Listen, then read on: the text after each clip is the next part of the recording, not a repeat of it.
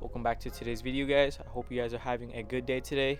In today's video, we will be replacing the timing belt on this LS400. I'm super excited to replace this just because it's one of the bigger maintenance items I need to get done so I can finally drive this car around. But let me just show you this timing belt real quick because it is super cracked and old. I think it's the original belt and it's about to like explode. So let me just show you. Look at how cracked timing belt is now. I believe it's the original one, still 150k miles on it. It's recommended that you replace these every 100k miles or 10 years, I believe. And it's a 93, so it's more than 30 years old, so it's a good time to replace it now. Now, one of the first things you gotta do, make sure there's no fuel in the system. Now, this might sound weird, but it is because I need to crank over the engine while having like a breaker bar on there to break loose the crank bolt, because I don't believe my half-inch impact will fit between the condenser for the AC and the crank bolt. So I'm gonna start the car and then pull this fuse so that it gets rid of the injectors going off. And it's the EFI fuse, 20 amp yellow one right here.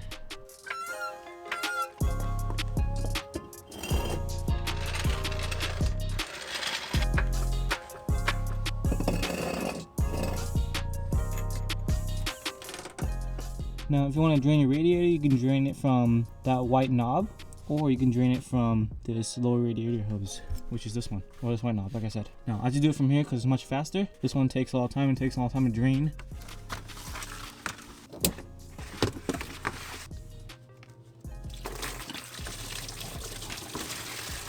So you're gonna take this shorter one and then loop it to right here.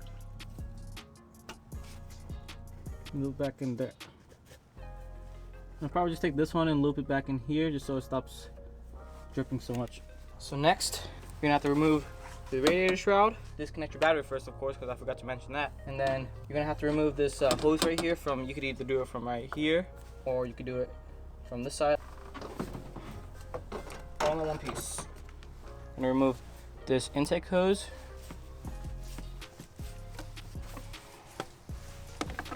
Now what I would remove next is this clutch fan.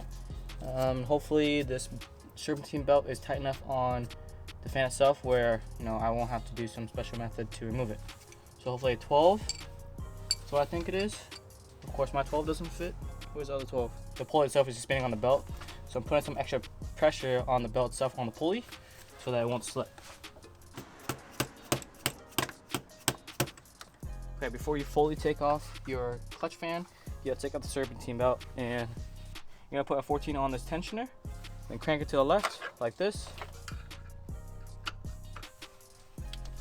And now you can take off your serpentine belt.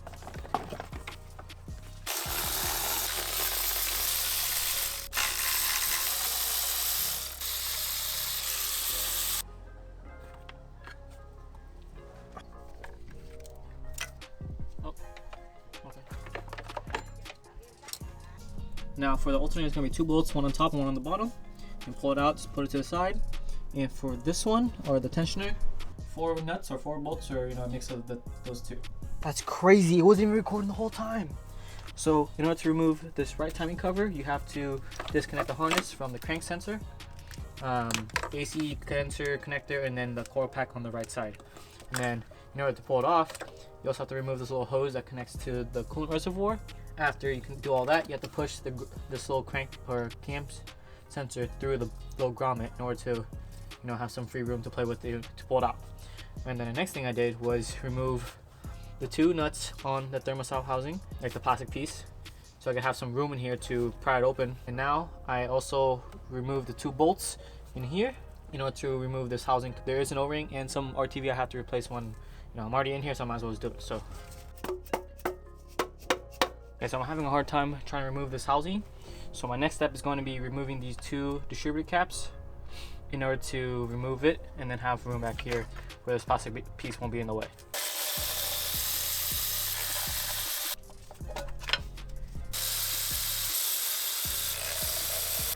Pull this off.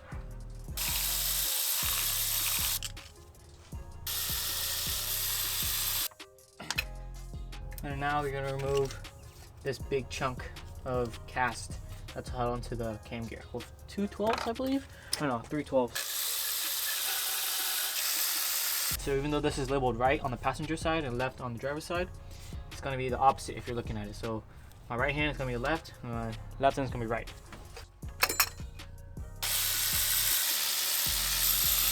Now the driver's side is out. In order to remove the AC compressor, you have to remove this bolt, and then one up here, and then one in the back. That one right there.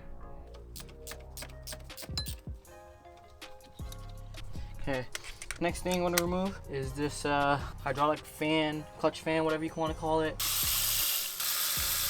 In order to remove this thing, I have to remove this, but there's a bolt back there, pretty hard to access. All right, that was kind of a pain. Okay, now that the coil pack, I believe, or the igniter is removed, this should be able to come out. Yep. So in order to remove this crank bolt, I have to put a breaker bar against the frame because my 1/2 inch impact does not fit in between the crank bolt and the condenser. This is the only other way I can think of, unless you want to get like one of those tools so you can hold the crank. I don't want to buy that because you know, that means I have to wait longer. So I put the battery back in and I'm gonna crank it and hopefully it breaks it loose. So did it break it loose? It broke it loose. Easy. Now I can take out the bolt. Actually, I gotta spin it to top dead center.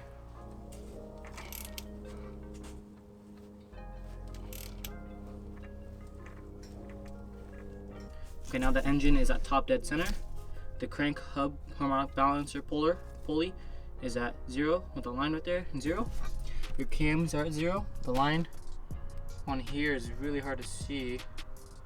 This little indentation, and then on this one as well, right there, and it's lined up with this white mark. So I have this puller kit right here to take off the harmonic balancer, but this kit from Harbor Freight doesn't have any labels for what the bolt sizes are or like what the thread pitch is. So I have this kit right here, and I was told it was 8.28 by 1.25 for the crank bolt, or not the crank bolt, the little holes for taking it off. So I just sized it up. I just put them together like this, and it seems like these two are what I need.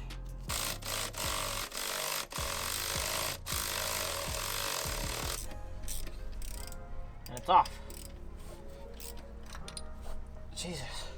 Next thing to remove is this lower timing cover. Should just be a couple 10s around.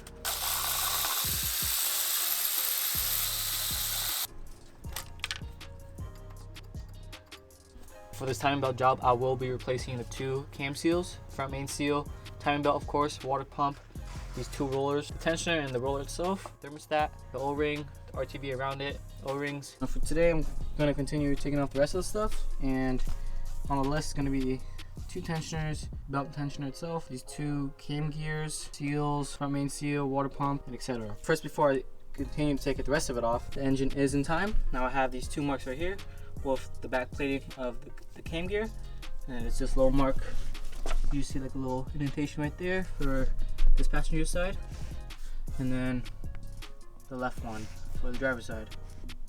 Down there it's really dirty, but there's like a little indentation on this pulley itself, and then one on the oil pump. I'll provide a picture for that right here. But yeah, the first thing I'm gonna take off is this tensioner right here for this pulley that puts tension on the timing belt. And there are 2 nuts on the bottom, and then this thing will come off with this hex head alongside with this one that's really gross and nasty, and then the timing belt should come off easy. So here's the tensioner. I'm not sure why it looks like that, but okay, next thing to take off is this roller, or at least one of them. Oh, that came off easy. This tensioner has a washer on the back, so make sure to keep that, or you will run into problems when trying to have this all good and dandy. And the other one to take off is this bearing for the time belt, and I don't know if you can hear this, but the roller is bad now, so good thing we're replacing it. This one does not have a washer. Now this pulley down here, sometimes it gets stuck, like stuck, and you're gonna have to put 2 bolts into a puller and pull it out just like I did with the harmonic balancer. But thank God that this doesn't stick too much and it's able to slide in and out. And the reason why I need to remove this is because I'm replacing the front main seal, which is probably the reason why this is shooting oil all over the place. This is the time mark I'm talking about for this pulley for the timing belt. It's this right here. And if this gets stuck on or seized on, because you know there's a lot of corrosion between this and the crank, then you're gonna need to use two small, like I believe these are M6s, and pull them out with a puller. Now, next thing I want to remove is this water pump. There's just a lot of bolts that go around the perimeter of the water pump, and there are these like two long ones that you might miss. So go ahead and take them off.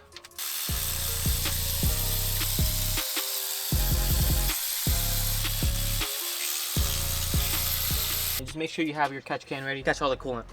Oh yeah, there's a tab behind here that you'll see that you can pry from.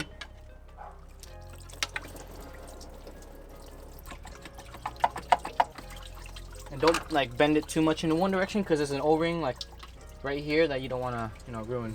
But it's going to be replaced anyways. It's just more of like the thing that it connects to. Now look at that, water pump is off. Actually, wait, I got to take off these two cam gears as well. So after that, I'll start cleaning.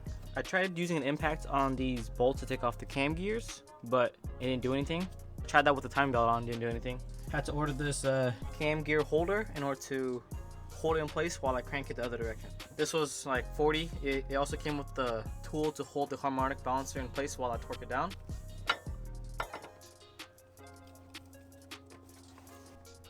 God, how am I gonna do? I think I might need another person to do this.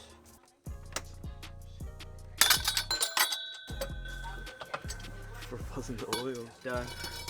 You got it? Yep, it's off.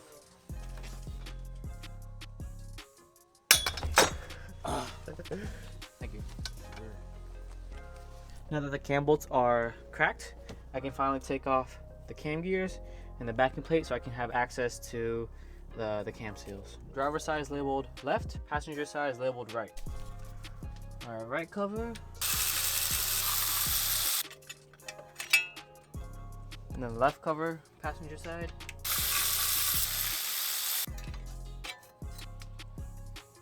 Now this video will be broken up into two parts, one to remove everything and then two to install everything.